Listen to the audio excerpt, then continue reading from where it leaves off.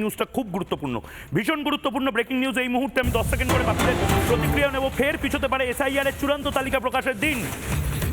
ফের পিছোতে পারে এসআইআর এর চূড়ান্ত তালিকা প্রকাশের দিন। 14ই ফেব্রুয়ারি প্রকাশ হচ্ছে না চূড়ান্ত তালিকা। সূত্রের খবর, রিপাবলিকের কাছে সূত্রের খবর, 14ই ফেব্রুয়ারি প্রকাশ হচ্ছে না চূড়ান্ত তালিকা। 7ই ফেব্রুয়ারির মধ্যে সব শুনানি সম্ভব নয় আশঙ্কা প্রকাশ করে নির্বাচন কমিশন। ইতিমধ্যেই কেন্দ্রীয় নির্বাচন কমিশনকে জানিয়ে দিচ্ছেন যে আরও 10 দিন সময় হয়তো বাড়তে পারে। আমি অল্প অল্প করে সবার থেকে প্রতিক্রিয়া নেব। ঝন্টু বড়াই, কি বলবেন? মানে এটা কার লাভ হচ্ছে? মমতা বন্দ্যোপাধ্যায় নিজেই তো বলবেন যে দেখো আমি বলেছিলাম এত কম সময় হবে না। না, প্রশ্নটা লাভ লসের চেয়ে তো বড় হচ্ছে সংবিধানের যে এসেন্সটা, মরালিটিটা, যার উপরে দাঁড়িয়ে আজকে নির্বাচন কমিশন মানুষের মৌলিক অধিকারের সপক্ষে কথা বলে, সেই জায়গাটা বারবার শুধু ক্ষতিগ্রস্ত হচ্ছে না, একটা প্রেসিডেন্ট তৈরি হচ্ছে ভারতের অন্যান্য প্রান্তে। প্রথম। দ্বিতীয়, দেখো এসআইআর যত ডিলে হবে 5ই মে যেই সরকারে আসুক তার এবং তার ক্যাবিনেট ফরমেশনটা বাধ্যতামূলক।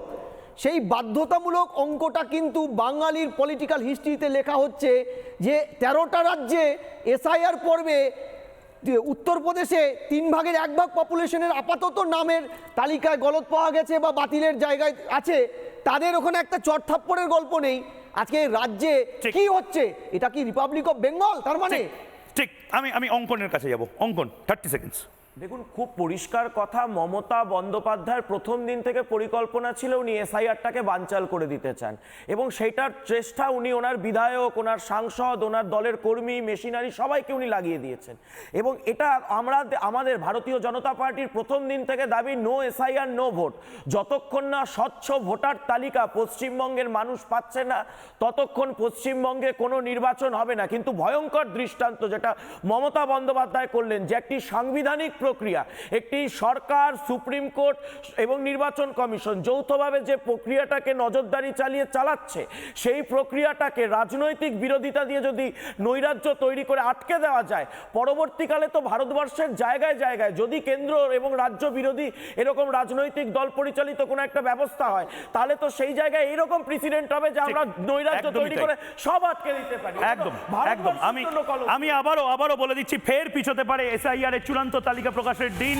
সূত্রের খবর, 14ই ফেব্রুয়ারি প্রকাশ হচ্ছে না চূড়ান্ত তালিকা।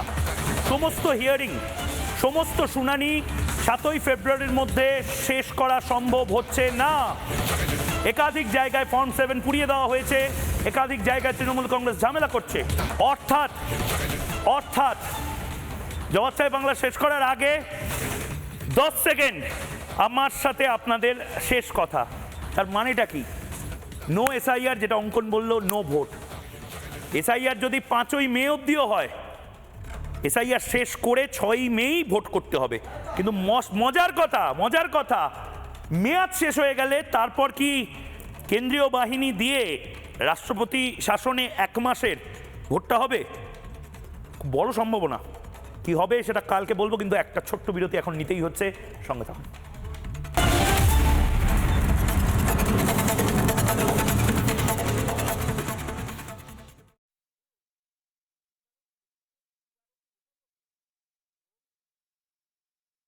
নানা ধরনের কন্টেন্ট দেখার জন্য লাইক করুন, শেয়ার করুন আমাদের ফেসবুক পেজ, সাবস্ক্রাইব করুন আমাদের ইউটিউব চ্যানেল। পাশাপাশি অন্যান্য ব্রেকিং নিউজের জন্য অবশ্যই চোখ রাখুন রিপাবলিক বাংলায়।